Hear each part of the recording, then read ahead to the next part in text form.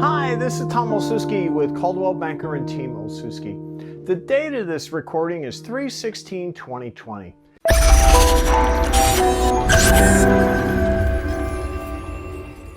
Now that the coronavirus is really taking over a lot of the news cycle, and rightly so, today it has a vast effect on our local communities with school districts shutting down, large venues and sporting events being canceled. Now, I want you to understand that there are certain things we can do as professionals in the housing market, and there are certain things we have to realize we can't do. As far as the coronavirus itself, I think that the questions that come out of that are threefold. Number one, how can I protect myself and my family? Number two, what is this going to do to the U.S. economy? And number three, what does this mean to me if I'm buying or selling a home? So I want you to understand, as a real estate professional in your marketplace, I believe that I have some obligation, almost as a public service announcement, to share the information that you need to know from a health situation, economic, and how it affects our local real estate here in Southwest Riverside County. Meaning, by no means am I a health or a financial expert, although I can verify some of this information through my daughter, who is a nurse at one of the largest medical facilities in the country in New York. One good source of information is the CDC's website that I have posted a link below. Another great site for information is the World Health Organization's website that again is posted below. There are some articles in there that people can go to, as they have to do in washing their hands and not touching their face, and how they can best protect themselves and their families. Should there be a shortage of hand sanitizers, on my Facebook page, the Team Olszewski, I have posted an article on how you can easily make your own hand sanitizer. For local information, both in Temecula and Murrieta, they have pages dedicated to updating us locally, and the links are below as well. That's the most I can do on the health issue, is point to the right places to get important information. Don't rely on friends' hearsay and information on Facebook. We have to trust officials, both government officials and health officials at the federal level, at the state level, and at the local level, and at the local hospital level, that are really taking care of this. And I think they are heading in the right direction. Although I'm not too happy about missing out some of the best time of the year for me personally, with March Madness being canceled. Big basketball fan. But anyway, from an economic standpoint, I want everyone to understand that yes, the virus has taken its toll on the stock market. As I'm speaking, over the last several days, the market's down thousands of points. Today, even with the Fed rate cut, it still dropped big time.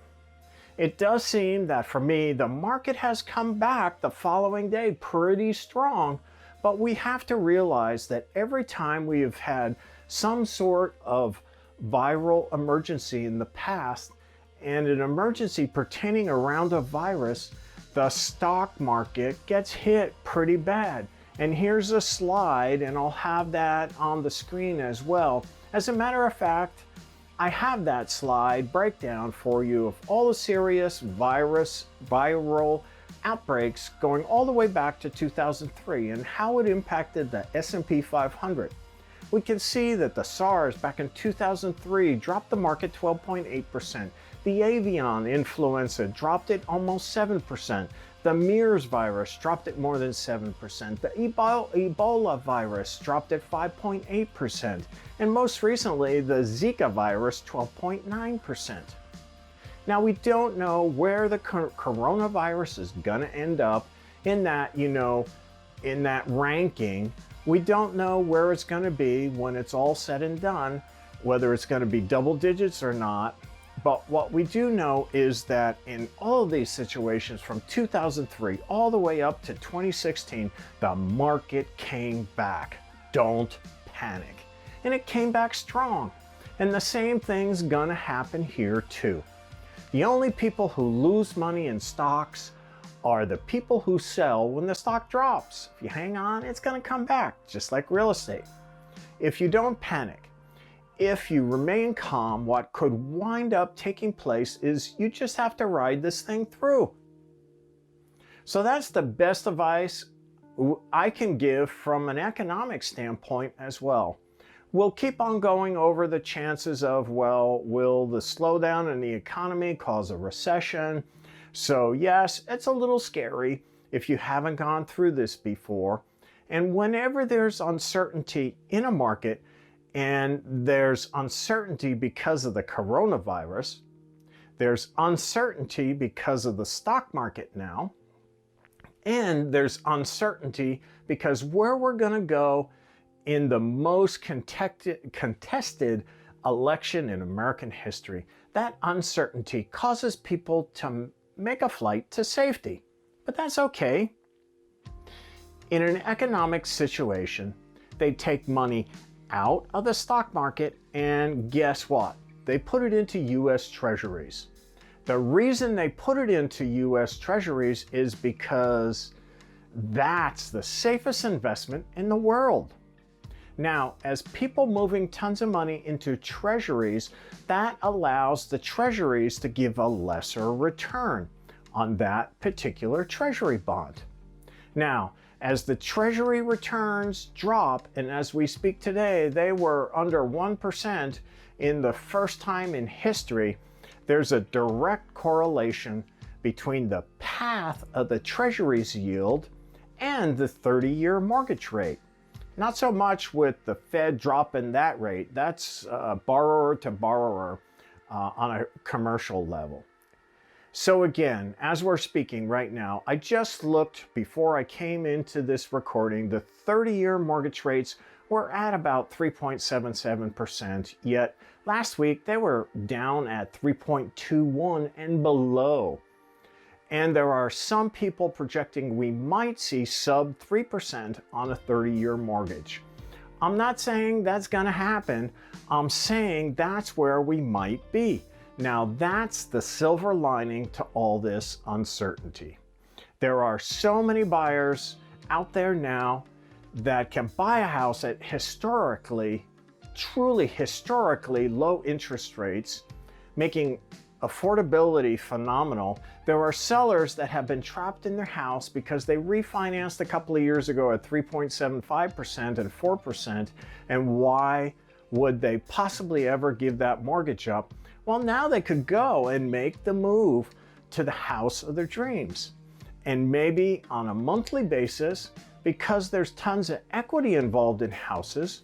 Remember, 50% of all houses have at least 50% equity.